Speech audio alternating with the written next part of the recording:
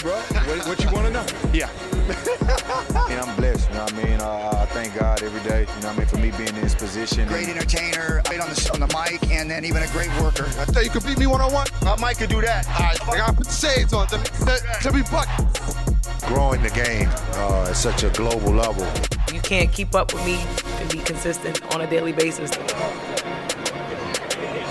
Hell yeah, look at him. He act too cool. He act too confident. To see it come to such reward for all the hard work that you put in and to rise to the top. Your chain turning your neck purple. We're not. What up, this is KRS-One with the Takeover Files. Make sure y'all stay tuned on this. Realness. Good afternoon, ladies and gentlemen. It's your boy Lito Takeover. This is Press Pause Production with the Takeover Files.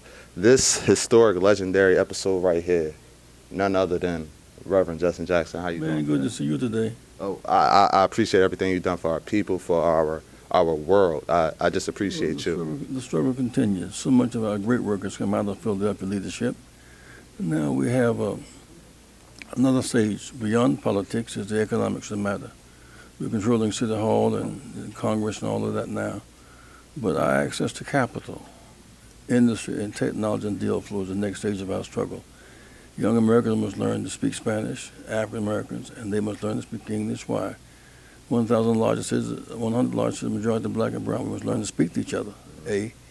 But B, beyond that, we must also study computers, apps and codes, and how to program. That's the communications vehicle of this day. So how important is it today just for people to understand, the importance of currency and the importance of diversity as well within language, within everything? Well, Reverend Waller and some great friends, Reverend James Hall there in Philadelphia, ministers whom I've related to almost all of my life. We're trying to get 1,000 churches to put in some empty Sunday school space, maybe 20 computers, and teach the children of that neighborhood how to do apps and codes and how to program. There are more of those jobs than there are people prepared to handle them. So we must learn this science. If we can do it, we will make it a priority. And just the last question. Just tell me one thing. What was your biggest, the biggest thing you faced in 1984 running for the Democratic Party president?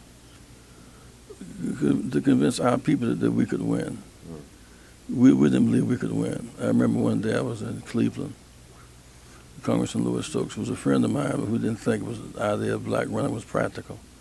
And as we talked, a 13-year-old kid walked up to us and said, Congressman Stokes, is that Reverend Jackson? The kid said, I know it's Reverend Jackson. He said, well, can a black man actually become president? And Louis said, yes. Water came in his eyes. He said, yes. The idea that was a profound question. Since that time, we've been president twice. And can do it again. We've never lost a battle we fought, and never won a battle unless we fought. So, fight on.